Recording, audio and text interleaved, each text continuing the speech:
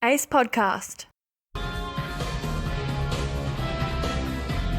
Baby, look at me and tell me what you see. You ain't seen the best of me yet. Give me time and I'll make you forget the rest. I've got more to give, and you can set free.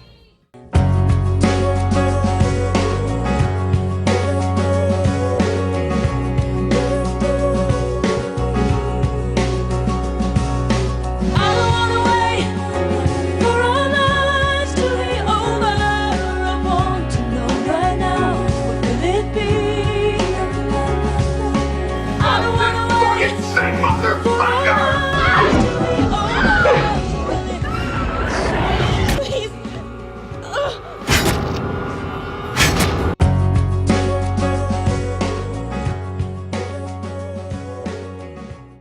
Hey, I'm Eddie, And I'm John from Moderately Informed.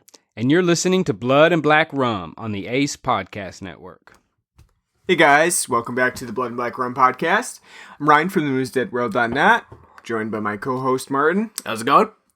And we're back again with another 90s Slasher Month movie that is part 3 in our series. Out of 5. Yep, out of 5. We've announced 4 out of the 5. So, there's one that's a secret we're keeping from listeners. But, yeah, so we've covered Urban Legend. And last week we did The Faculty. We're on to I Know What You Did Last Summer. Are you feeling fatigued yet from the 90s slasher stuff? A little, but I don't think it's because it's the 90s slashers. I think it's because of the films itself. Well, I think we gave ourselves a nice break there because we did Urban Legend, which is definitely through and through a slasher. Then we did The Faculty, which isn't really... I mean, it's a slasher in a way, but it's also more of a science fiction, like, pod person film. So we kind of gave ourselves a break in that. It's Invasion of the Body Snatchers, but with more slasher elements. Yeah. And Which thank God we did do that in between these two, because I totally think if we did Urban Legend and I Know What You Did Last Summer, Yeah. that would be like that would, I think, kill the month for me. I'd be like, all right, we're gonna abort this right now. There'd be it would be tough to continue on after doing something so similar. And obviously Urban Legend actually released in 1998, so it's actually a year later than I Know What You Did Last Summer. So technically I Know What You Did Last Summer came first, but at the same time they're very, in a lot of ways they're very similar, and more than that, they are classic ripoffs of Scream. I would say I Know What You Did Last Summer is even more class. Yeah, definitely. Very, I mean... But that makes sense, though, because of the writer. Right, Kevin Williamson wrote both of them. I Know What You Did Last Summer does have, like as we were talking about, a sort of... It's got a coastal element to it, so it adds a different feel to the film, rather than what Scream has more like a small town vibe to it. Like, in this film, I guess you can consider Southport, North Carolina a smaller town, but at the same time, there's a different dynamic here. A lot of it is about fishing and coastal stuff and fish hooks. We totally thought for the most part of the film that this was like in New England. Mm-hmm. It does feel like a coastal New England town. Yeah. Yeah. They like the old men would be sitting on their porch drinking Narragansett, Yeah. not whatever they drink down in North Carolina. I think, though, that is a big distinction between I Know What You Did Last Summer and Scream. And then the other part of it is that I Know What You Did Last Summer is way less meta than Scream. Like, this seems like Kevin Williamson taking a step back from that meta commentary that he did with Scream, trying to write like a very straightforward slasher film. It doesn't help. You're right. It does not help, and I think there's a reason why I Know What You Did Last Summer is not as well known or as appreciated as Scream, and as we watched in this, it certainly does not hold up over time. Great. At the same time, I think if they went for another meta thing, it just wouldn't work as well, because even if they did it really well, it'd still be like, well, it's not Scream. True. So either way, you're kind of fucked there. Yeah, you're fucked. You're in total catch-22 there. You're fucked either way. If you go meta and try to be like Scream, you're gonna be like, even though it's the same writer and it makes sense to be, do that same kind of commentary, it'd still be, it was okay. It's not Scream though. But then if you just do like a straight slasher film, like this did, it's like, it's not Scream. Do you think that this film was the like a production company sort of thing where they were tapping Kevin Williamson to do this? You did so well on Scream. We're hoping that you can strike gold twice with another slasher film revitalizing that genre. Yeah, just simply because of why we're doing this month. Yeah, the whole, after the late 80s and barely into the early 90s, like with Freddy and Halloween and Jason becoming, dull as shit movies for the most part. I mean, if you're fans like those later movies in those series, and I'd say like bar like New Nightmare, yeah, which we've done, yeah. But like barring New Nightmare, like most of those, they hit their peak, and now they're like meta, but not like a smart meta. It's like, tongue in cheek, ha ha ha, and totally just not really anything there. Yeah, I think that probably New Nightmare did it best before Scream. And then you have the revitalization of that genre with Scream. And then you have the copycats, which happened in much the same way in the 80s. You had a lot of copycats that came out to try to bank off of Halloween. Let's just take any random holiday and we'll put a murder there. You know what I mean? We'll center Silent Night, Deadly Night. Yep, exactly. We'll center a murder around that time period. You had multiple films like that. You just had more generic slasher fare, and it's not anything new. And that carries back towards to 50s, where you had a lot of those nuclear films, those nuclear science films of like, let's just pump out another film that's very similar to this one, but in this one we'll do, radioactive Gila monsters. That's advanced. Yeah, right, exactly. And, it's not anything new, and it obviously in the 90s it was the same idea, but I Know What You Did Last Summer is a summation of like what they did with that. Let's take Scream, let's try to do it again, but, we'll tamp down on that meta commentary that you did in Scream and try to make it more of a generic, very straightforward slasher film, and we'll see how that turns out. See, and I think to the film's credit, it does. Like I said, I don't think if they went a meta route, it'd work. I think Scream is the amalgamation of like perfect timing. Yeah. With the slasher genre essentially dying a couple years before that. Though, like, Halloween 6, came out in, like, 94? Yeah, 93? Probably something like that. So, like, a year or two before that, Halloween 6 kind of, like, at least in my opinion, kind of, like, surmised the death of the slasher genre. Yeah, 95 it was, so. So, it came out the same year as, like, Scream, but at the same time... Scream is 96, so. 96, so, alright, got the years off a little bit. But even still, like, it's, like, a couple years in between, but it's, like, literally, like, just like that. It's not just like Halloween that was out of ideas. Jason was out of ideas. Mm-hmm. Yeah, and New Night and with Wes Craven, not Wes Craven, but with the Freddy series, it took until New Nightmare to come around to like kind of refresh the series. But at the same time, though it's meta and it's commentary, it still wasn't at the time well received. It's like, this is kind of different. Wasn't really understood. So I think at the time when Scream came out, it was like the perfect storm of taking the idea and like in having this meta commentary on it that people could latch onto. Like, oh yeah, I understand now when I watch like a Jason movie and it went from being like this brutal killing to like, oh, he's gonna pick the girl up and slam her into a tree with like these funny sound effects. To kind of have that kind of impact. Yeah, exactly. I think that probably a lot of people were a little bit conditioned for Scream by New Nightmare, 1994, a couple of years before Scream came out. And then, yeah, you didn't really have anything that was releasing prior to Scream that was very memorable.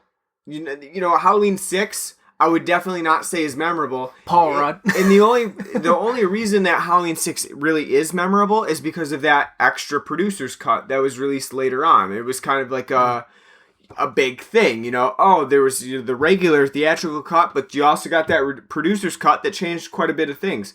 That's the only reason that the film has kind of... Halloween 5's not even memorable. No, not really. Halloween Halloween 4 is memorable because it's we're away from the Halloween 3 stuff that people were so against because it's not Michael Myers. But at the same time, if you watch Halloween 4, you're gonna be like, it's a movie. Yeah, I would if you watch Halloween, what are the good ones? 1 and 2, right? Like and both 3, but 3 is not a Michael Myers film. But yeah, I would say 3. I agree with the sentiment, but like I'm saying, if most people, it'd be Halloween 1. And then for like people who are more into horror, Halloween 2. And I agree with you because you were explaining a couple months back when you went to Universal and they were doing the whole Halloween 2 thing. We both love Halloween 2. Yeah. We think it's a great film. But I mean, other than that, like if you exclude those 2 films and then with us think, how we like Halloween 3, despite its departure from the series, not like Halloween 4, 5, or 6 are memorable. No. And you can say the same thing about the Jason series. Yep. Yeah, at that time they were really spinning wheels. Is anyone when Jason gets to which by the way, Jason Goes to Manhattan is kind of a meta film in the sense of it is, yeah.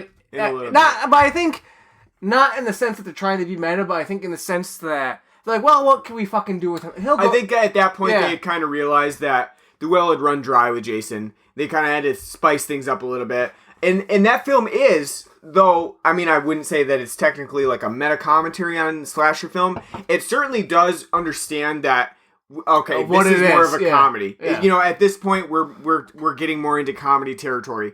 The whole kickboxing scene on the rooftop. Or him like with the guy with the like boombox. Yeah, boombox. Yeah, there's no one that's gonna watch that film and be like, "Well, they meant that to be serious." They meant that to be spooky and scary. It's obviously they were figuring out that at that time, we're kind of bordering on comedy territory, and let's take it as far as we can. Now, what horror at least with slashers, what horror franchise that's a slasher hasn't after like by the second film jumped the shark?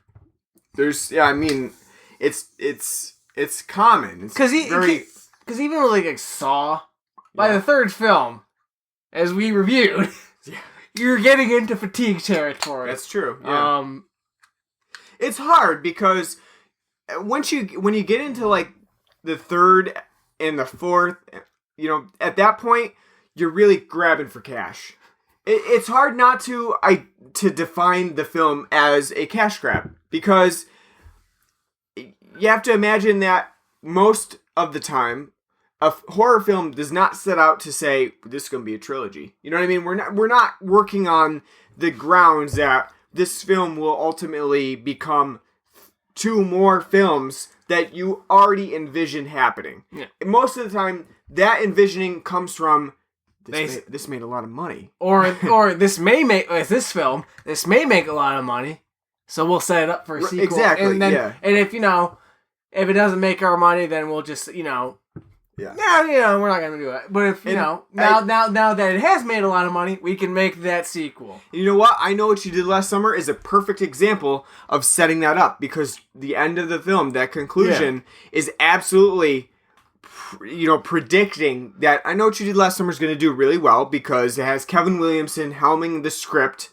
and they're thinking this is very easy to set up a second film if we need to. If this does really well, we can easily pump out a sequel to it. Because the entire thing is left open-ended. Very open-ended. To the point where we're basically working on the same plot line as what this film does. Where there's a person who's potentially dead, but everybody thinks he's dead, but probably not because he's targeting teens. And they left that open in this film for a second sequel, which they did end up doing. I Still Know What You Did Last Summer. This is the perfect example of a cash-grabbing slasher film. Working off of Scream, creating the potential for a sequel. this is money. The producers are seeing money signs in their eyes, like in cartoons, and then they're like, like a sort of like casino style lottery. I was thinking like Conker's Bad Fur Day. Right, exactly. Every time you run into money and you go to grab it, his eyes just roll dollar signs and like a slot machine and land like ding. That's exactly what I Know What You Did Last Summer reminds me of. It's just like, let's throw a lot of the same ideas from Scream, from Kevin Williamson's huge breakthrough into this. Let's take a break real quick. We're going to come back. We're going to talk about beer. And then after that, we'll get into the heart of I Know What You Did Last Summer. Yo, you should listen to the Devilish Debaters. If you're a nerd and you like asking really broad philosophical questions like, what is the point of having borders in the first place? Or what's a better form of government than democracy? Then you should listen to the Devilish Debaters. That's the Devilish Debaters. And don't forget to check out our Twitter @DevilPod. All right, so beer we're drinking today. We've got two different ones. Nice sound effect there. Yeah. Had that queued up Perfectly. Yes. We got two different ones today.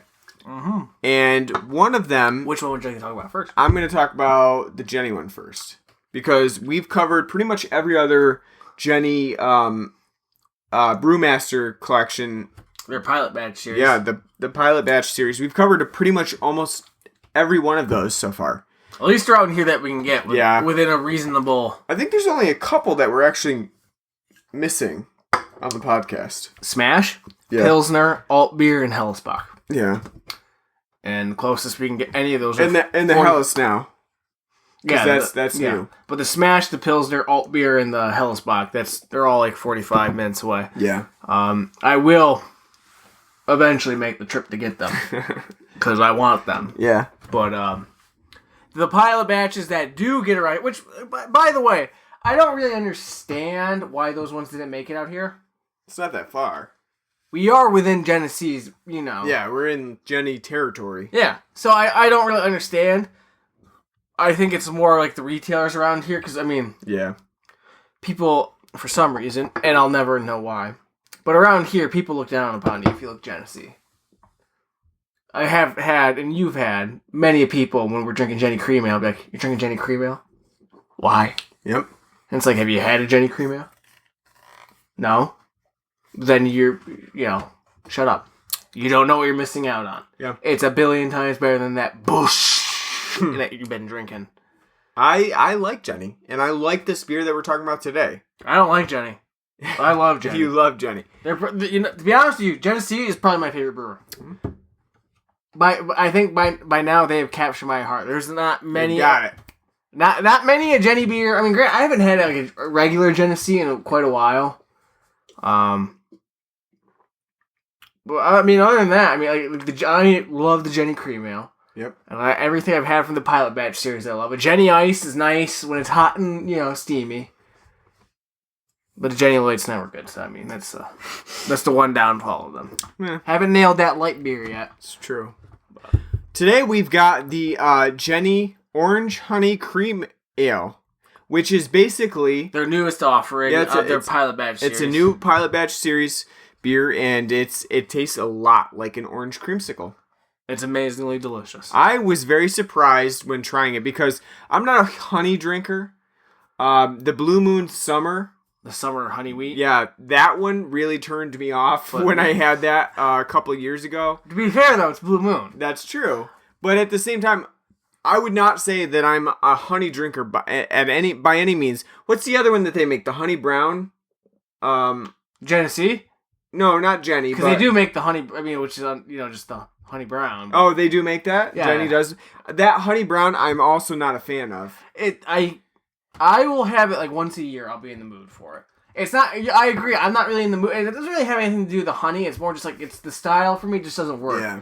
I'm not the biggest honey fan either. I don't really see the appeal of it, especially in the beer. Yeah. I can see more like if I'm drinking tea, like a nice hot tea, and I want a little sweetness in your tea or something like that. That would be good because I don't like milk or sugar in my tea.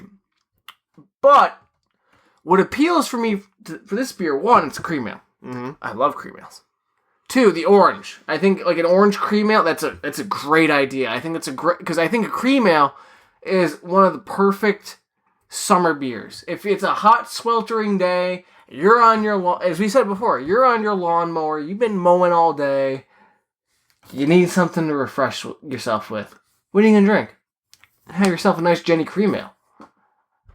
So I think the orange honey cream ale definitely speaks to me.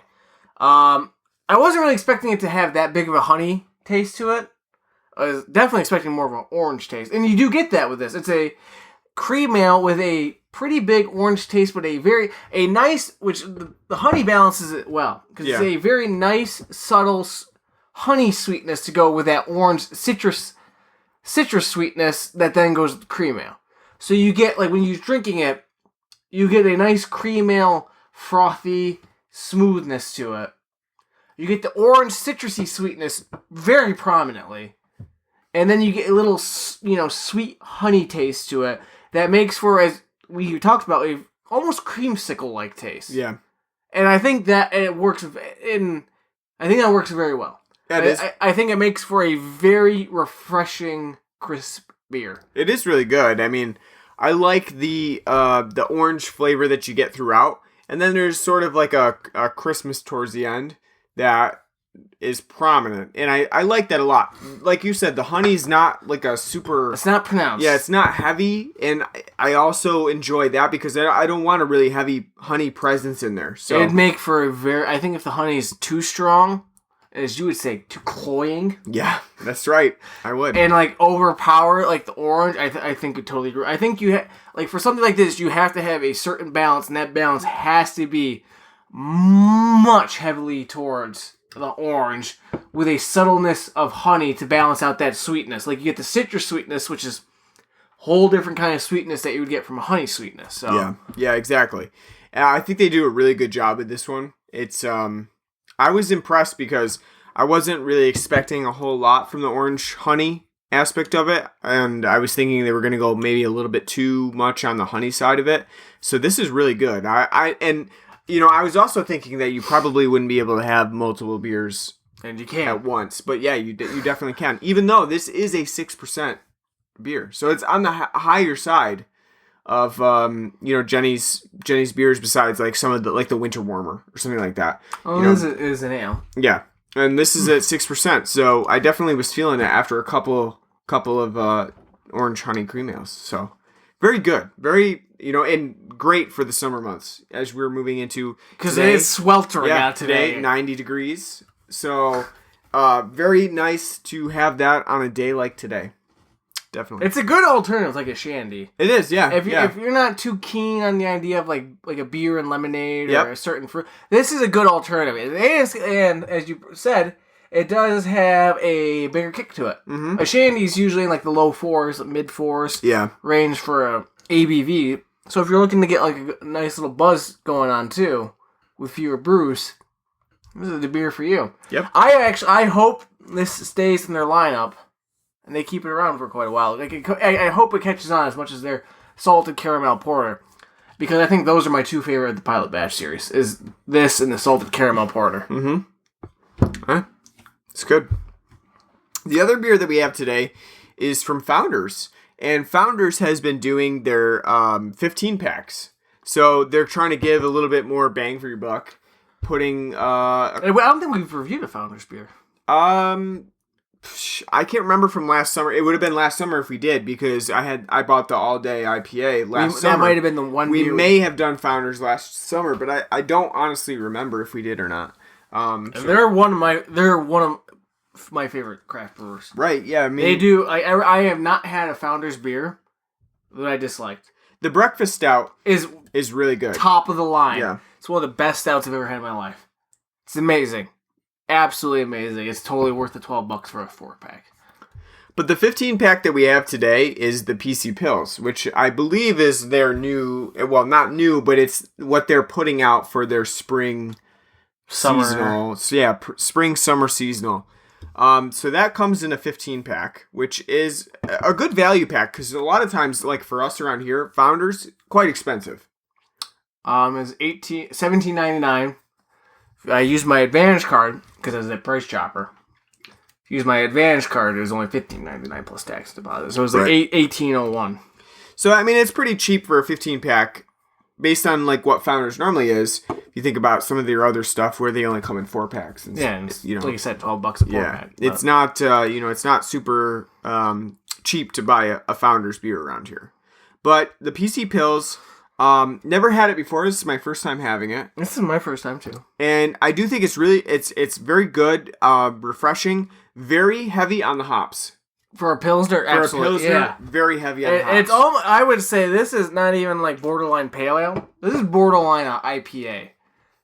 Or like an IPL, sort of, yeah. But at the same time, it is crisp and refreshing. It is, yeah. It definitely is. It's very refreshing. I would like to compare the all day IPA to the PC Pills to see exactly how they differ, because And how they balance out in hops. Exactly, because the PC Pills is heavily hopped. You would almost expect it, okay, not to insult Founders, but it'd almost be like a Heineken Light. What makes, as we talked about before when we were talking about Heineken Light, what makes Heineken Light probably to be the best light beer out there?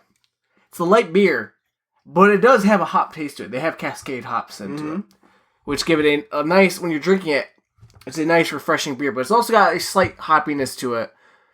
Actually, I wouldn't say slight. It's a pronounced hoppiness to it that, you know, makes it definitely stand out compared to like a Bud Light or a Busch Light or a Coors Light and a Miller Light. That's what makes it stick out. So the whole idea behind taking a Pilsner, a nice, light, refreshing, but malty beer, and kind of hopping it, you really have to balance the hops out so it doesn't be like, this is barely a Pilsner and more of a pale ale IPA. Yeah. I would say this is good, but I would say it's hoppy, and I do think it's crisp and refreshing in a summery beer. But I do think it's hoppy to the point where it leans too far away from a Pilsner style. Yeah, I mean, this is going to turn off anybody who doesn't really like a higher hop count in their beer. I'm trying to think. What's the IBU on this? 45. Yeah, I mean, I think that a lot of people who are looking for like just your regular Pilsner are going to be turned off by this because with a slightly more like hoppy flavor. Yeah, it's totally gonna go like away from what you're expecting. Yeah, exactly. I mean, to me, it's pretty hoppy, and it's not what I expected from a Pilsner. Obviously, I do like the style. I like IPAs and pale ales as well, so this is very drinkable to me. But I can totally see somebody picking this up thinking it's going to be more of a tried and true Pilsner with a slight hoppy. Yeah, and then really getting that hop kick to it and just not enjoy. Now they got 15 beers and they're not really enthused with the whole hop aspect of what Founders is bringing to it. And I agree. I do enjoy this quite a bit. I think it's very good.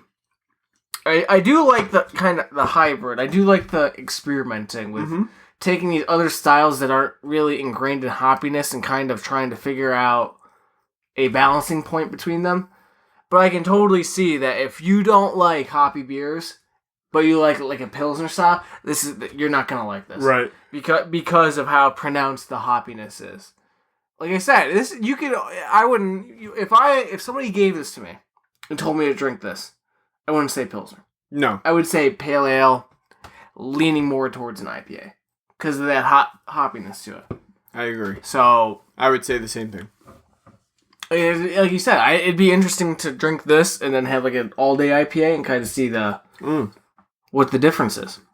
Yeah, because I remember that all-day IPA being pretty smooth. And I can't remember if that's supposed to be a session IPA or... I think it is supposed to be it's a session IPA. Yeah. So you would think that one would be lower on the hop count too, with not a huge, IBU, so that it would be easier to drink them. And 45 is really high for a Pilsner. It's pretty high for a Pilsner, yeah.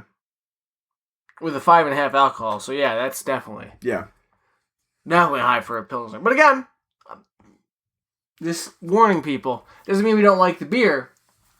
I would definitely get this again. Yeah, absolutely. But I think this is a warning. If you don't like hop, if you're not a person that's into pale ales and IPAs, Yeah, this is not going to be the Pilsner for you. There are other craft breweries making Pilsners that are more akin to A traditional Pilsner. Traditional Pilsner of what you would think. So Founder's probably not the one that you want to go with. So, all right, let's get into I Know What You Did Last Summer. It's gonna be a fun one, although we both agree not as memorable as some of the other slashers that we've covered. Do you love pizza? Do you love brothers? Then you'll love the Pizza Bros Podcast. The Pizza Bros Podcast is a weekly show where two brothers discuss all things pizza. Pizza snacks, pizza fashion, pizza tech, pizza history, and don't forget the epic Saucy 16. We review pizza from local restaurants in the Pacific Northwest and let you know if it's worth your time and money. Each episode is only about 13 to 30 minutes, so it won't take up most of your day. Served up hot and fresh every Wednesday. The Pizza Bros Podcast, wherever podcasts are sold. We don't sell our podcast. Man, that pizza promo, huh? Who doesn't love pizza? Makes you really want a pizza right now. I always want pizza. I know. Check them out. I wish I thought of that idea. That's right. And that's not sarcasm. Hopefully they're getting paid to eat pizza. That'd be great. That's why I don't watch the Food Network. To be honest with you. You're jealous of everybody. Or the Travel Channel. That fucking asshole gets paid to eat a sausage and peppers. Yeah, fuck Guy Fieri. Oh yeah, here's this fancy like sausage patty sandwich that this guy slaved over for 20 years. Stuff it in my hole. Yeah, shoves it in his mouth like, oh, I taste the salt. Fuck you. I'm not a cook. I'm not a good cook either. But fuck Guy Fieri. Like that shit. No offense to the Pizza Bros. I'm sure they do. They do a great job on. No, I'm not. No, I'm not. We're not. No offense to them. Jealous of them, but no offense. That is more of a takedown of Guy Fieri because I hate his show. All right, so we got I Know What You Did Last Summer today. I wish Guy Fieri got killed in this film. Well, basically, Ryan Phillip kind of is like Guy Fieri in here. He's got the frosted tips. Not fat. Yeah, that's true. That's true. All right, so I Know What You Did Last Summer. Obviously, we talked about it. Written by Kevin Williamson. Directed by Jim Gillespie. And based on the novel by Lois Duncan, which if you went to high school and middle school during the 90s to late 2000s, you know Lois Duncan. The Giver. That's right. Wrote a lot of young adult popular novels. Was that actually right? Isn't it? Yeah, I think she did write the Giver, as far as I know.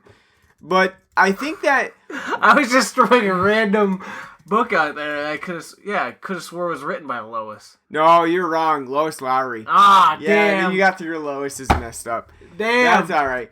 But Chocolate Wars. With Lois Duncan though, I Know What You Did Last Summer. Not one that anybody really read a lot in high school, I don't think.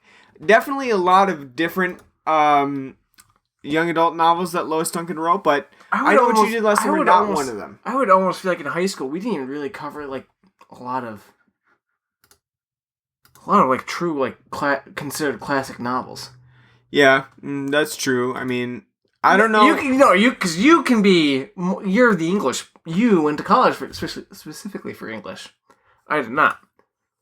We didn't read a lot of people. Did you read The Catcher in the Rye? Changed my life. It's like, no, I didn't read The Catcher in the Rye. Yeah, I mean, we read. I would say some of the classics that we read: Uncle Tom's Cabin, Frankenstein. No, we didn't read Frankenstein. You may not have. I did. In 9th grade, I read Frankenstein. Is it like a summer book? Yeah, it was for. No, it was a summer because at summer we had short stories. Yeah, I can't remember, but I mean, read that one. Grapes of Wrath. We did not have. We didn't have, and also, there's quite a bit. Yeah, I mean, obviously our curriculum differed. No, I know that. No, I understand that. Both of us also coming from a teaching background, but I'm just saying, like a lot of books, like that people would point out to, like classic literature that you should cover in high school. We didn't cover. Didn't get to. Tale of Two Cities. That's one. Yeah, that's a classic. But Romeo and Juliet. Well, we had a Shakespeare every year. No, I know. We had Romeo. What was it? Romeo, Macbeth, and Othello. And Caesar. Caesar was 10th grade. Yep, that's true. Yep. I remembering Brutus's speech verbatim. So even with those, though, and we're getting way off topic with the I Know What You Did Last Summer, but even with those, like with Shakespeare, you can heavily differ on what you consider classic Shakespeare to cover. Midsummer Night's Dream. Why didn't we cover that one? Henry VIII. Yep. Well, Henry VIII is difficult, though. That's probably why we did not cover it in high school. That is a difficult, but we also historical. I know, but we also took college English. True, yeah. I mean, that one I covered in college, and that is it's difficult not because of like the writing style with Shakespeare. I mean, because of that, which high schoolers would struggle with, but also the historical background of just studying that as a text. So, but we're way off topic from I Know What You Did Last Summer. This is honestly gonna make me later when I get home. I'm literally gonna think of all the books we've read and some of the books we didn't read, and then you're gonna be like, why haven't I read all that? No, I'm gonna text you why did we read Animal Farm but we didn't read 1984? True. Why did we read the Metamorphosis but not this? Yeah. No, I'm kind of drawing a blank right now. Might be the beer. But I'm drawing, there's quite a few books that I've had, people, mention that they read in high school, and I'm like, we didn't read that. We read I Am the Cheese. True. Which, I'm not saying I Am the Cheese is bad, but I actually liked it. And, for me in high school, again, kind of getting off topic, but it took me about until, the 10th grade to start kind of getting interested in reading novels. 7th and 8th grade, and a little bit of the 9th grade, totally spark noted my way through that shit. Because I didn't have time to be bothered with such nonsense. I don't care about... Well, actually, no, I did read Tangerine. Yeah. I lie about that, but I'm trying to think of another 8th grade book that I was I skipped over. Yeah. All right. Fun time. That's right. Going down memory lane. Which makes sense. Because it's 90s slasher month. That's right. So, Lois Duncan's novel was written in 1973, but it didn't get made into the film until 1997 when Kevin Williamson, obviously riding the waves of Scream, decided to go back to the slasher genre for I Know What You Did Last Summer. And we see a lot of the same ideas and themes from Scream that really become reiterated within I Know What You Did Last Summer. One of the biggest ones is Jennifer Love Hewitt as the main character, Julie James. Because Jennifer Love Hewitt, obviously here with longer hair, pretty much interchangeable with Neve Campbell in Scream. And tits. Yeah, and I guess those kind of are more prominent than Neve Campbell's in Scream. But at the same time, when you think about Scream, you think about how Neve Campbell is the final girl and also very reticent to have sex. The generic At least she was smart enough not to fucking do it on a beach. That's true. That's one of the main differences between Julie from I Know What You Did Last Summer and in Scream with Sydney. But at the same time, when you think about Julie James in I Know What You Did Last Summer with Jennifer Love Hewitt, this is, again, Kevin Williamson repeating the same ideas from Scream and just kind of putting it into a different context. Here, we're in North Carolina. We're in a coastal town. Lot of fishermen, lot of fishing imagery. Now, the hook that becomes the main weapon. Slickers. Yep, that's right. The hook that becomes the main weapon here is obviously an ice pick sort of thing, which we see many times stuck into ice, and it makes sense because this is a fishing town. It's referred to many times. Her mother even prominently points out oh, you don't like your kipper? I mean, I tried to get monkfish, but exactly, yeah, we had a bad season. It's I like seafood. I had never heard of fucking monkfish. Maybe we don't get that up here in New York. We don't, yeah. But yeah, but I mean, that's the thing. That's what makes I Know What You Did Last Summer different, stand out from Scream, because now we're in a fishing town. It's so minimal though. It is, yeah, you're right. Well, I mean, hindsight being 2020, it is so minimal that it's doesn't change the overall atmosphere. It doesn't. But I can almost see if you watched it back in '97, you're like, oh yeah, wow. But looking back now without the nostalgia goggles on, it's ooh, it's not really a big differentiation between the two. I mean, I think the other big thing that we have here is that in this film, our protagonists believe they killed somebody. It's a big cover-up. They changed, though, their stance on it. They absolutely do. They're like, at first, like, manslaughter, like, because it's an accident. It would be manslaughter. It'd literally be manslaughter. Vehicular manslaughter. Yep. And then by, like, like, when the years pass, like, it's murder! Yeah. We murdered somebody! Which, I guess that makes sense. You can say, at that point, murder, though, because they willingly threw his at. Now they got rid of the body and covered everything up. Yeah, I think, so, let's get into the plot itself then, because one of my big concerns with I Know What You Did Last Summer is that after, like, the first 30 minutes, where... It's a dull ride. That's true. That's not what I was going to say, but it is a dull ride. But after the first 30 minutes, in that first 30 minutes, we have this sort of party between Julie James and her boyfriend, Ray, and then Sarah Michelle Gellar character, Helen, who wins the...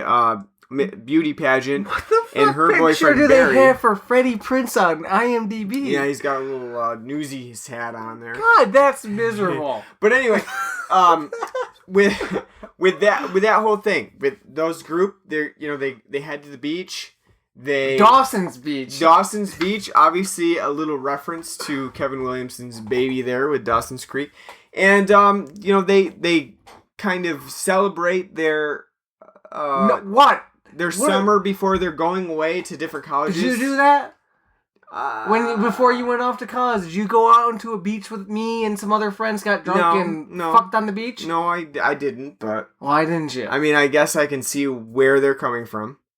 But I think that the biggest thing here that bothers me is that whole scene where they accidentally kill the guy on the road and then cover it up. A year passes between those events, and then after that year, it doesn't really feel like it's that big of an event. You know what I mean? Like, yes, we're supposed to see that Julie is kind of struggling with her grades in her college, and she's not the same girl that she used to be. And she's frumpy. Obviously, yeah, she's frumpy, and she's hiding her boobs. And obviously Helen is a little bit different because she had plans to go to New York City for whatever reason to become a major actress. Which, by the way, this film was made in 1997. Who the fuck's going to New York? I told you, who the fuck's going to New York City to become like, I'm going to become a major actress? Because she's definitely not someone who you look at like bound for Broadway. Right, exactly. She's going to star in Rent. No, she needs to have headed to California. Yeah, that's. But the OC's like 5 years away.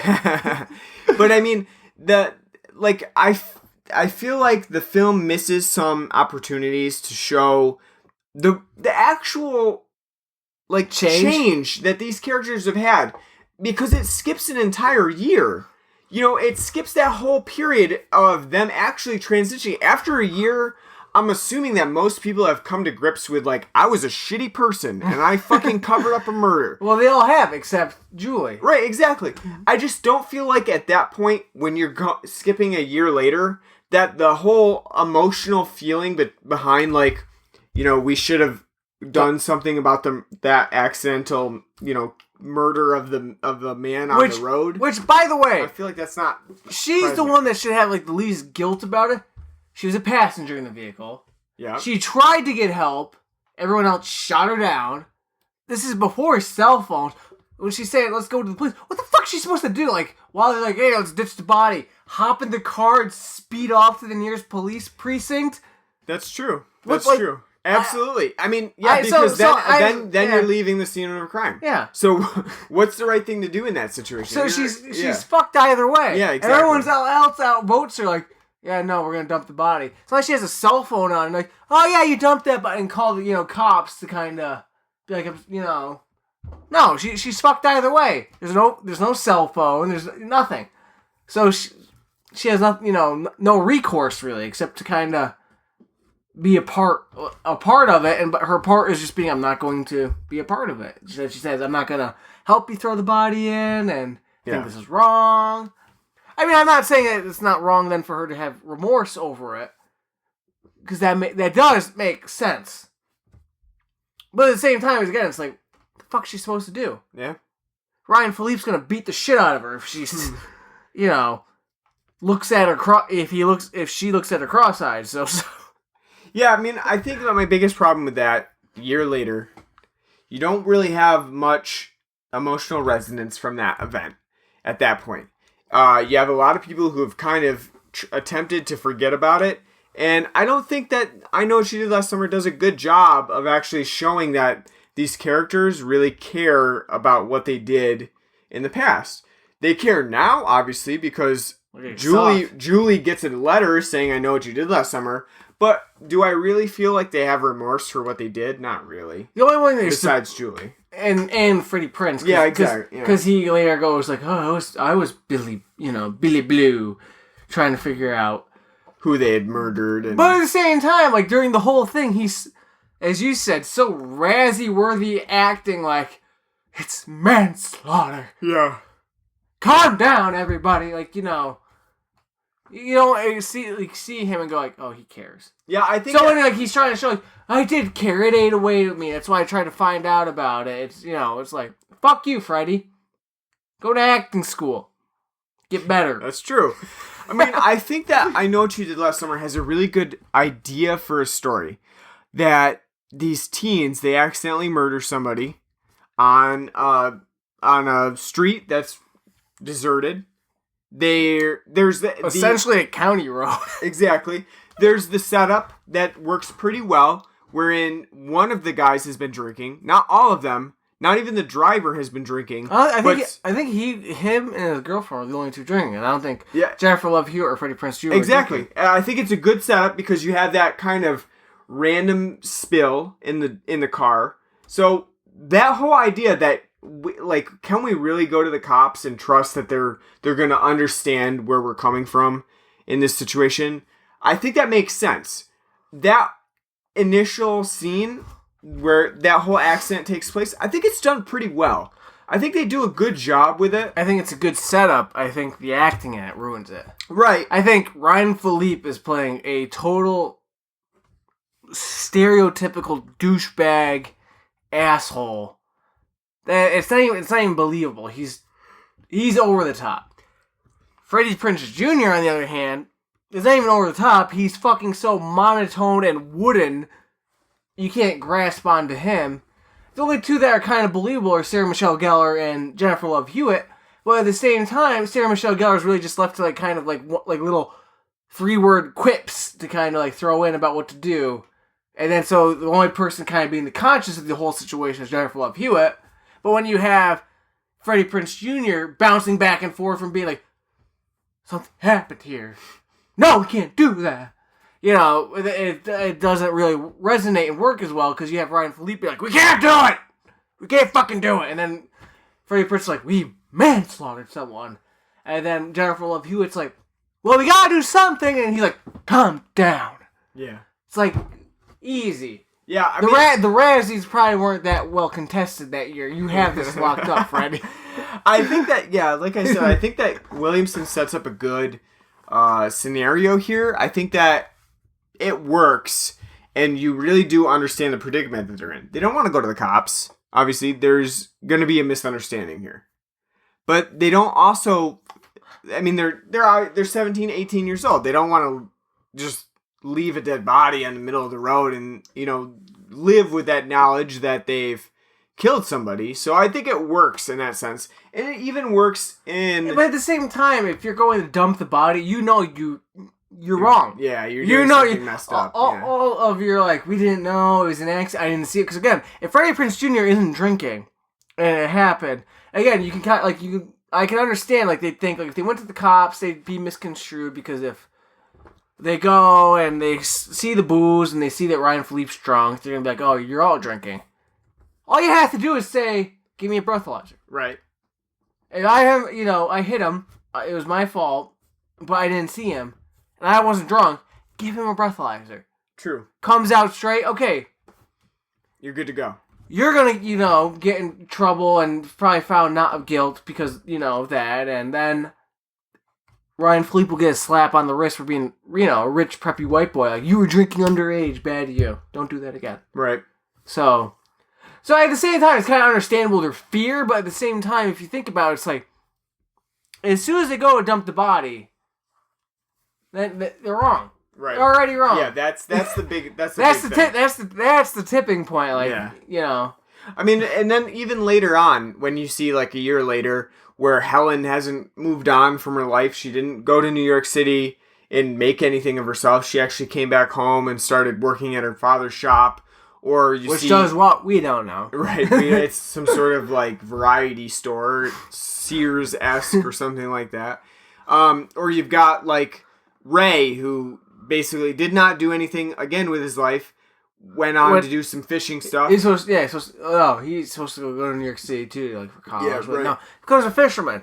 And then Jennifer Love Hewitt, she goes to college. But she doesn't make anything of herself. But she's failing. She doesn't do anything. Even her mother's like, well, the dean wrote me a letter. Like, who the fuck's so special to get a letter from the dean saying, like, you better tighten up here, missy, She looks like she's just the person that doesn't even go to class because she's so distraught. She just sits in her room. Which, by the way, if you're the dean, the kid's just sitting in her room and not going to class and paying you $40,000 a year.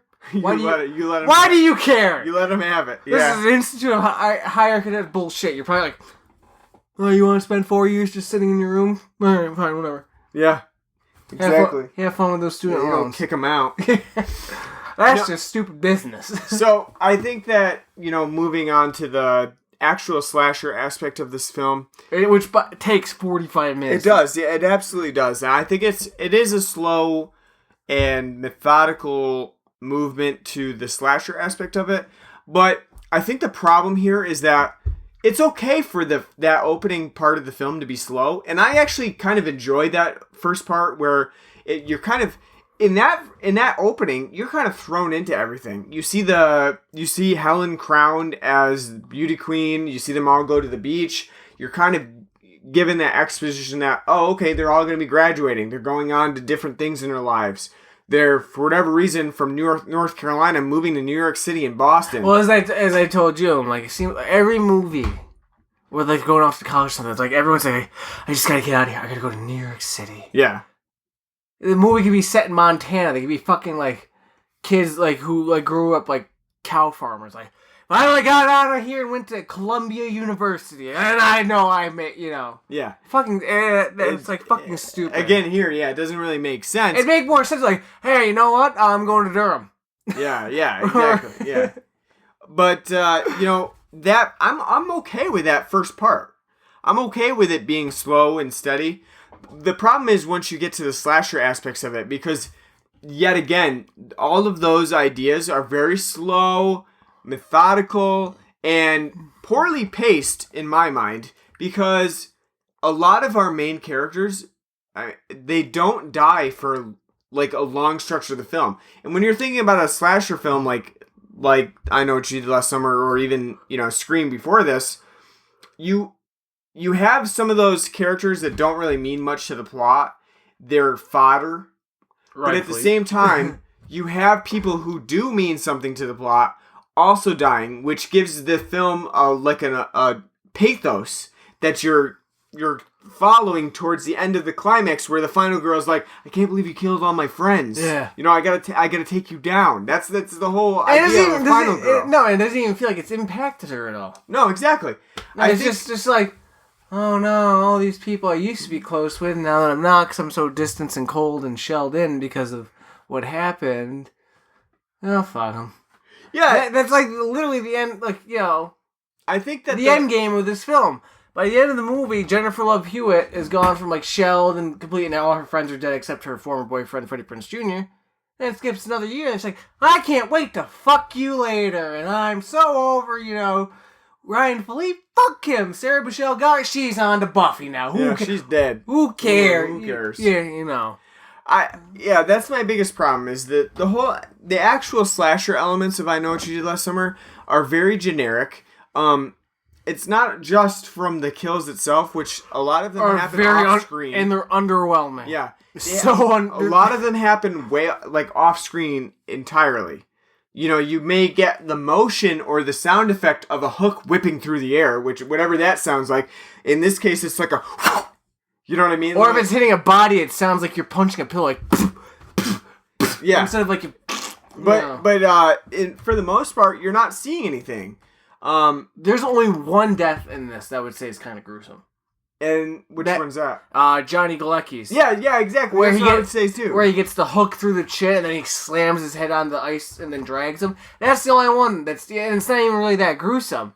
I mean, the imagery of because they do focus on when he gets first stabbed in the chin. They do focus on that. He hears like his blood curdling, and then before that he gets picked up and slammed. But other than that, everything else is very, very fucking tamed and very off screen. So the whole suspense and gore effect, you don't get any of it. You get one. Out of like 6 kills, you get one. My argument is that not even that the film isn't gory, which I don't think it has to be gory. But I'm not saying that either. It's just not memorable. The fish hook being used in multiple scenes is just not. There's nothing there to it. The slicker is a poor man's scream, Yeah, exactly. Like, nothing there. Even the killer itself, when you see the killer in the rain slicker... It's just fucking Mike Rowe. yeah. But at the same time, like, it's a shapeless being. There's nothing... I don't even feel like it's very menacing. It's just a thing. It could be a shadow that's standing there, and it would have the same effect. There's nothing about the hooded man in this film that stands out, and his kills don't either. So it kind of negates the purpose of watching a film like this, because first of all, there's no mystery to this film. There's no way that the layman audience member is going to put together who the killer is at the end of the film. It's not possible. Not only that, the red herrings they throw, like, maybe it's Max. Right. No, he kind of, because he shows... He's a weird guy. And he shows up when they hit the body, so he might have a connection to the person. But he's instantly killed off, so it's like, alright. Yeah. That's gone. Then they're like, it's Freddie Prinze Jr. He was there! Yeah, it's not Freddie Prinze Jr. Yeah, the whole thing, I think that the biggest problem is that there's no real mystery as to who has done it, because the audience can't know. They can't put it together. There's no possible way until the film explicitly says, yep, it was this guy. You cannot put together who it was. You don't have the information. There's no... It's not like Scream, where it's like... Exactly. There's nobody that you can pinpoint and say, like, well, I think it's this guy. You know for a fact, okay, well, Max is dead. It wasn't him. You know that it has to be somebody that wasn't there at the scene at the time. And... It's obviously not Anne Heche. Right, exactly. It's not Anne Heche. So, you don't have... There's no one there. You can't put the mystery together. And that's a big problem in this film, because towards the end, I think you're supposed to be a little bit surprised of who it is. But you just have never been given the information. Or shown that character before. Right. He's just there. It's just, it just happens. It's a expositional thing, and you have to run with it and just, like, be okay with it. Like, I tried out for the perfect storm, but I didn't make the cut, god damn it, so here I am. I think that's a really underwhelming aspect of I Know What You Did Last Summer. Like you said with Scream, you have the undercurrent. Once you get to the end of the film, you're like, they've been here the whole time. They've been right under your nose the whole time. And I Know What You Did Last Summer, you're like, oh, well, okay, so it's some unknown guy that I didn't know about. I expected that. I expected it to be someone I didn't know, because, it's just how it has to be. In the film, there's nothing that tells you, like, this could be someone that we know. Even Urban Legend does it better, because, again, the killer is amongst the group. Exactly. And then when you get to the end, it's like, if you didn't pick up on it, it's like, that does make sense. This one's just like, surprise, motherfucker! Yeah. Which we didn't mention, this was released a year before Urban Legend, but this also features a rain slicker, not just like what we would call a raincoat in our area. God forbid. Yeah, but a rain slicker. This is the second film to feature a rain slicker where multiple people own it. just like it's common. Like everybody bought this style of LL Bean rain slicker. And as we said, this looks like it's a film made in fucking New England, not North Carolina. Yeah. So it's like, yeah, you know, they took the whole New England thing, but nope, it was filmed in North Carolina, both of our chagrin. So I think the other thing that when we watch this film, it's not very memorable. What we were missing from it, it's not super 90s. In the sense that, like, it's like nostalgically looking back and you're like, wow, there's a lot of things there that you're like, wow, you know. There are some things, like Jennifer Love Hewitt's look throughout the entire film, and Ryan Philippe. Like, Ryan Philippe's wearing, like, that stereotypical douchebag 90s, like... Either a sweater or a wife beater. And he's got his fucking frosted tip poodle hair. Yeah. That screams super nice. It does. Jennifer Love Hewitt's outfit's like the overalls and the hair, but the bangs aren't fucking growing in, and like shit she's wearing, super nice. Freddie Prinze Jr., he's always gonna be super 90s. He'll never escape it. I'm sure right now he probably he probably looks like he still came off the set of this movie. But I mean, other than that, it's not. No, you're right. It's not super nice. The soundtrack, they have like shitty covers of classic rock songs like "Hey Bulldog" and "Hush," but then like crappy generic alternative post grunge rock music or adult contemporary. And it's like when we were watching the film and the subtitles like soft rock playing, it's like that's not soft rock. That's like adult like contemporary, as you specifically pointed out, and it just made the most perfect sense. But like there's like nothing to like the soundtrack to hint 90s really, like especially the late 90s, like Urban Legend did so hard and The Faculty did so hard. This is very like, it's just generic. It's just totally generic. Say anything with like clothing and stuff, it's just like, oh, this is, and like the looks of the character is totally generic. Not even like memorable 90s. Like Urban Legend, you watch that and you see what they're dressing like you can pinpoint like, oh, that's Spice World just came out and she's rocking that sporty Spice look. This film is like, besides Jennifer Love Hewitt and Ryan Philippe, they all, they're just there. Yeah. On that 90, at least that 90s vibe. I think, that's the biggest problem with I Know What You Did Last Summer. The entire thing is just very generic and very unmemorable. The setting is so just, again, it's like, it's supposed to be North Carolina, but it comes off as just like a generic New England coastal town. Some place in Maine that Stephen King wrote about in a book that nobody read. Yeah. And or he didn't write. And that's it. That's what it looks like. It doesn't look like, oh, you're in North Carolina. It's like, well, you're, perfect storm is supposed to be set here. Right. And the other thing that is, I think, to its detriment, is that it's just not very creative. And I don't even think that, for the most part, like, you don't need to watch most of the film. It's an hour and 40 minutes, and most of that is really just filler. And it could be an hour. Yeah. It could be like a creep, not creep show, Tales of the Crypt episode. The entire conclusion, the climax, where... On the fishing boat? Yeah, on the fishing boat where Julie's fighting off the killer. Way too long. Not memorable. Yeah, way too long. And it kind of just plays out for just a long period of time that doesn't need to happen, loses tension in that moment. And it's just, it's hard. Now remembering it, like I remember watching I Know What You Did Last Summer, thinking it was a lot better than it was. But now watching it again, there's just nothing here. I feel very vacant even just thinking about it. You feel like you've been robbed of a memory. Yeah, because there's just nothing here. I even think that maybe I Still Know What You Did Last Summer has more memorable moments than I Know What You Did Last Summer. Even though I Still Know What You Did Last Summer, most people probably consider a bad sequel. It's not a very good film. Dicks. Yeah, at the same time, I think it's probably more memorable. It's more violent. It has at least a little bit more, like, death on screen than this one. And it really has that slasher feel to it. Whereas in this one, there's just nothing there. It's just very tame and it's mostly boring, really. Who would have thought Tara Reid would have outacted all the females in this film? Who would go against this? Like, you know what? Tara Reid, better actress than Sarah Michelle Gellar.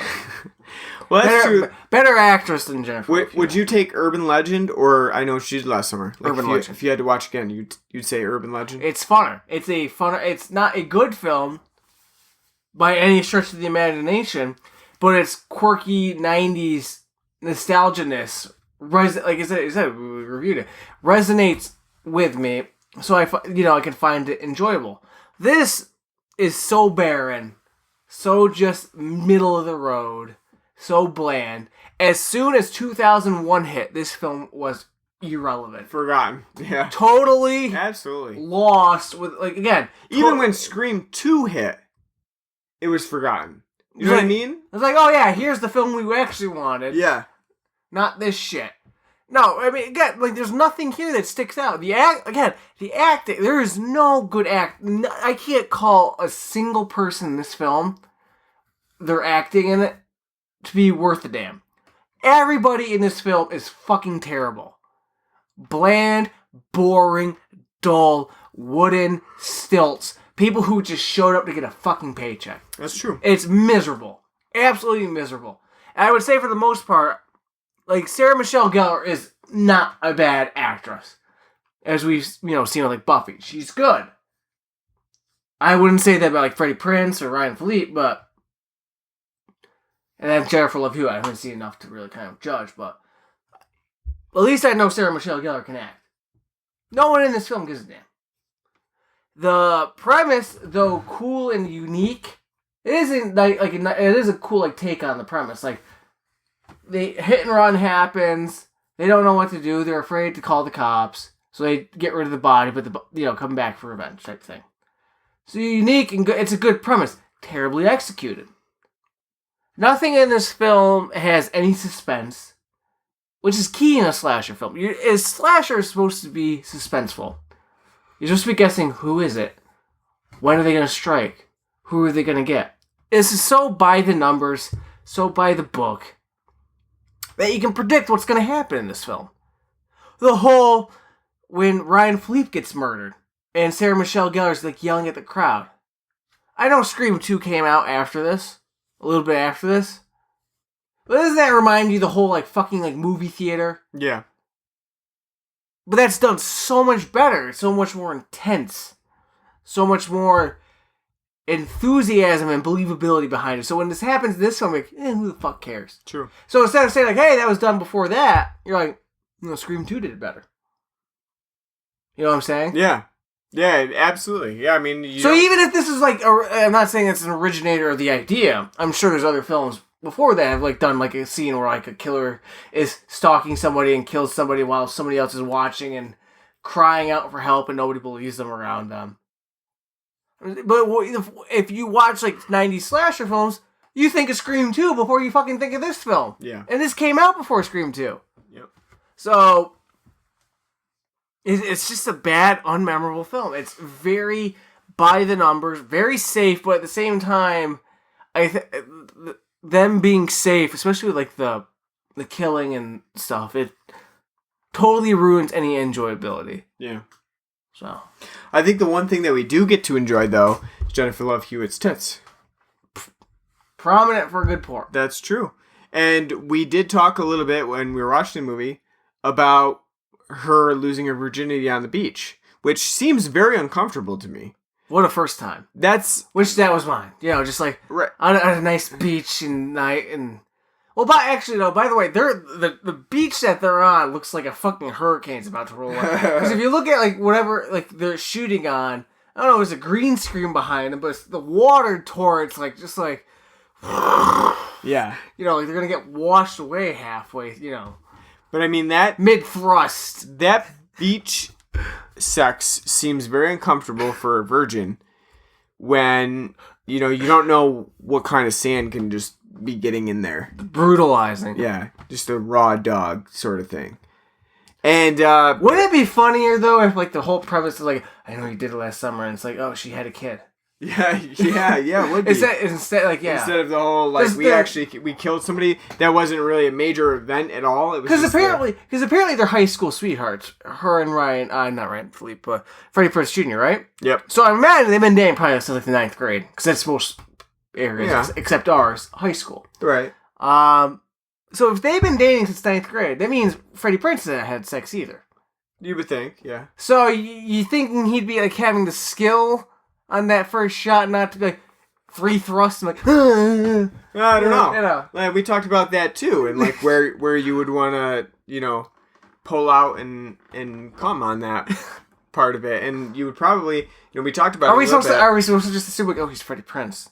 So like right from birth, he's already like, I got this. Yeah, I would say, the two choices are they do it missionary style and he comes on her tits, or you have doggy style and he comes on her back. We were thinking about it. What's the logistical, the best option for that role? I mean, if you're doing missionary style and you need to come on her tits, then you have to pull out. You have to like scoot up and probably kick sand all over her in the process. And then come on the tits. And that's what I said at first. Like, he'd come on her tits because she's got tits. Right, she does. But then you're explaining the logistical nightmare of, like... got sand all over the place. You're going to have to... Probably your pants around your ankles, so you're going to have to waddle a little bit. And so your shoes still on. Yeah, your feet are kicking up sand. It's kind of an uncomfortable experience all around. They didn't even bring a blanket. No, they didn't. Or a towel. Yeah, so you're just kind of like ass to the sand sort of thing. But, at the same time, you could do the doggy style position and you could just pull out real quick and come on her back. But at the same time, especially like in this scenario, if you may not be on birth control, you come on the back and then she stands up and the cum runs right down her legs. And then you're in the same situation of like accidentally like, oops, that's an accidental cream pie situation there. So you had what a way to explain to your child. Yeah, that's right. Well, accidentally the cum we weren't expecting it, but it ran right down your mother's back, right into the snatch, right through the crack into the snatch, and my sperm was really aggressive at that point, and we're just thinking about logistics of that. And I gotta think that either way, that was a very uncomfortable way to lose your virginity. What a magical moment! And then she goes and hits somebody. So instead of her being like, her child's like, "How'd you lose your virginity for the first time?" She's like, "Well, funny ass that we fucked at a beach and then we hit somebody with a car." Yeah, right. Well, the other thing though that you can think about is. At least Neve Campbell had that's true. She had an actually magical moment, before she found out that her boyfriend was a murderous psychopath. But I mean, with this one, at least you can think that like if Julie did have like a really bad experience losing her virginity, where like Freddie Prinze Jr.'s dick was full of sand or something like that, then at least the next time was way more enjoyable. So you have like, it's not like a hit of heroin where you're always searching for the next high. At this point, you're like, well, anything could be better than having sand in your vagina. Well, having, it scraped out from the inside like sandpaper, like, And it'd be a year too, because she was all downtrodden. And you imagine with her being downtrodden and not doing well in school, it's not like she's like, going out to the parties and getting fucked by guys every night to woo her troubles away, because that's not where her troubles stem from. So she's just being miserable and a mope. And well, she also uses the word ravaged, so I'm assuming that she hasn't had many people ravage her before. In general, you wouldn't want to use the word ravage for anybody besides your boyfriend, I guess, because ravage sounds like somebody is going hard on you and like basically using you're not having sex. You're not making love. You're fucking at that point. Like, exactly. I want to be ravaged means I don't care what you think about my needs, and I think about you. You just go to Pound Town. You do what you gotta do, and I'll get what I can get out of it. Exactly. There's no. There's 3 levels: making love, sex, and fucking. Obviously, when you say ravage, you want to be fucked. Yeah. Not Now make sure you do that. Not a gentle little like excursion. You wanna, Well, I guess that's probably you can see that's the most that we took out of I Know What You Did Last Summer. So we're still thinking about that moment 15 minutes in where they have sex on a beach.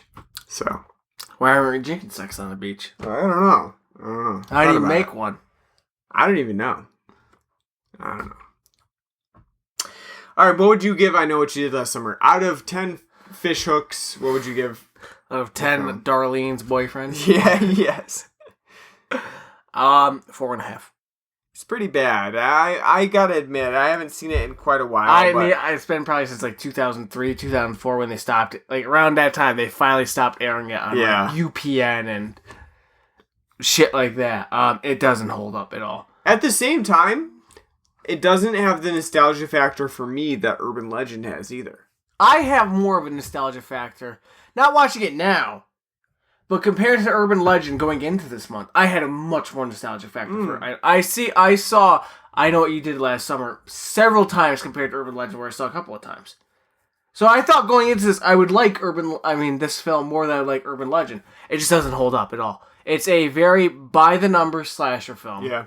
A return to, like, what killed the slasher films? We're gonna do that. It's not interesting. The idea of it's interesting, but it's not well executed. I think if Wes Craven decided, like, okay, I'll do this film, Kevin, I think it'd be more interesting and better done, because I think he'd be able to get more out of the actors. But at the same time, I don't think even Wes Craven can make this like a terribly amazing film. Yeah. I think it'd be very borderline. Just it's okay. Yeah, I mean, if you're following the premise of it, and at the end of it, there's no way for the audience to figure out who the killer is, then you've gone the wrong direction. Yeah, and you've the done red something wrong. and the red herrings throughout the film are not well done. No, and pretty much like you said with Johnny Galecki's character Max, eliminated very early on. So there's nothing to go on. And Haste, because she creepily like comes up to the window like, "Hey, you left your yeah, which is very forced and trying to go for a jump scare. Yeah. But I mean, it's a good idea, but it's not well executed. I think the direction in this film is terrible. I think the acting in this film is god awful. And because of that, because you have no real nostalgic connection to the 90s outside of like, hey, I remember it. But if you watch it now, it doesn't really connect and resonate like Urban Legend with how ingrained in the 90s it is. This is a very, not even middle of the road, is it? It's 4.5. It's below. It's very unmemorable and unenjoyable. Yeah. I wouldn't, after watching it now again for the first time in quite a few years, I wouldn't watch this film ever again. I'd be like, yeah, I remember thinking it was okay now, and pile of shit. Yeah, I would probably say around the same thing, 4.5, 5 stars, something like that. Yeah, it's just very generic, and there's nothing really that stands out about it. Does it get you geared up for like, I Still Know What You Did Last Summer? I mean, I would hope that I Still Know What You Did Last Summer. You know, normally you don't have a sequel that does better than the original, but I would hope that I Still Know What You Did Last Summer is at least a bit more violent, a bit more... And I don't remember that one as much. I don't either, really. I know I've seen it Yeah. a few times, because again, like UPN and stuff used to play it. But I don't remember, like I said, all I remember is Taye Diggs is in it. And I mean, I would hope that one would be a bit more aggressive, wherein it seems like this one, when you're coming off of something like Scream, which is, I mean, I wouldn't say it's super gory, but it is at the same time, it doesn't pull any punches, especially if you think about that first scene with Drew Barrymore, which is very surprising, especially at that time. This one feels very tame in comparison. And I think that probably disappointed a lot of people, for one thing. So I would hope that I Still Know What You Did Last Summer, talking about this like I haven't seen it in years, does a bit more with that idea, and also either accentuates the guy in the rain slicker, or at least tries to give the audience a way to understand like what's happening. You know, who is the person that's behind the rain slicker? That we need to have at least some way to figure out, like, okay, this is a person that we've seen before. This is a person that's been on screen before. There's a difference between like a well-hidden secret, like, oh, I should have seen that coming, and being blindsided. You're right. And this is like total blindside. Total blindside. Even Julie has to use the internet to Which, figure by the out way- what happens. By the way, 1997, I can tell you right now, the way she was loading pages, man, was not happening that quick. not that quick. Not even happening that quick today. Yeah. Or at least around here, because we don't have like Fios or anything. You know, the whole, you can get a gigabyte, upload and download speed. Yeah, we don't get that shit up around here. 60 at the max if you're lucky. But actually, glad you brought that up, because that made me laugh. Like, she's like, click, like, oh, let me check the library. Typing away and like instantly getting articles like that. It's like you would be sitting there for 3 minutes, like, oh, well, that's, loading the articles. Let me make you a cup of tea. Would you like a cup of tea? We'll have It's like 600 kilobytes. Yeah. You're like, oh, that's going to take a couple minutes. Yeah. My Yeah. 512 kilobyte RAM is going to take a while to process all this information. Yeah. Nah, but I gotta say that I was quite disappointed rewatching I Know What You Did Last Summer. I wish I almost didn't see this. Yeah. I almost wish I just had. You just had the the memory memories of it. Yeah. Like, oh. I know, it's disappointing. It's disappointing. So, I guess that's it then. Anything else you want to talk about I Know What You Did Last Summer?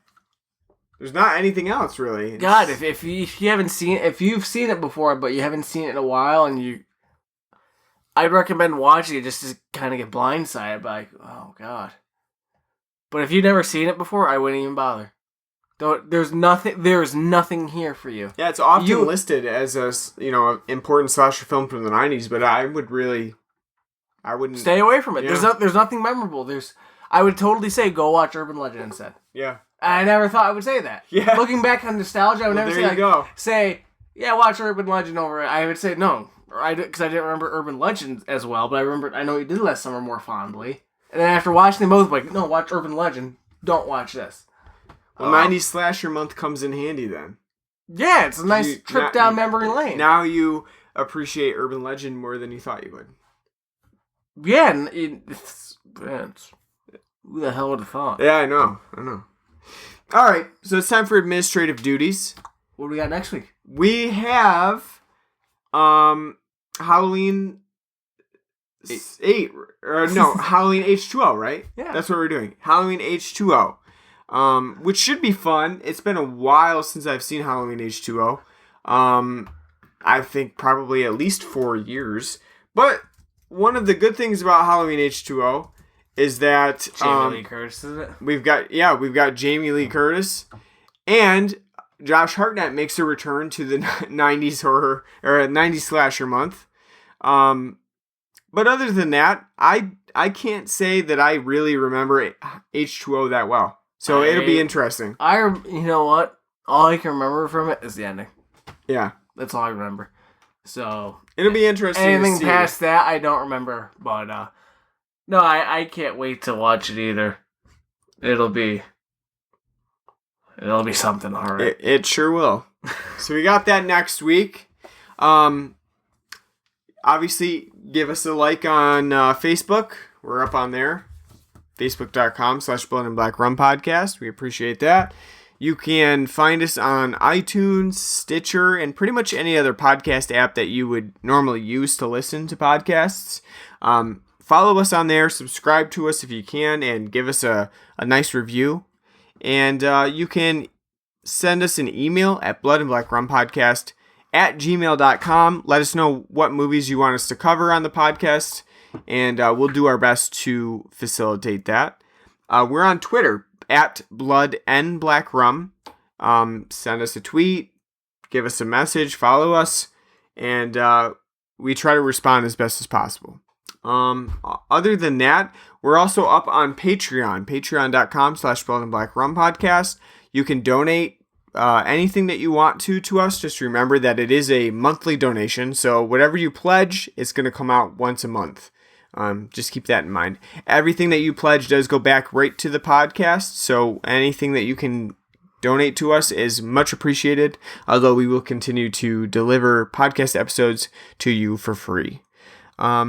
Also, we have a shirt. You can check it out at Teespring, teespring.com/bloodandblackrumpodcast, and order the shirt. You can wear it and advertise for us. It really helps us out. We appreciate that. It's a cool design. I designed it myself. If I do say so myself. It's pretty He's an cool. artist. That's right. So, if you feel so inclined, please order the shirt and help us advertise out in public. Other than that, we'll be back next week with Halloween H2O to continue 90s Slasher Month with Part 4. Thank you for listening, and we hope to see you next time. Take care.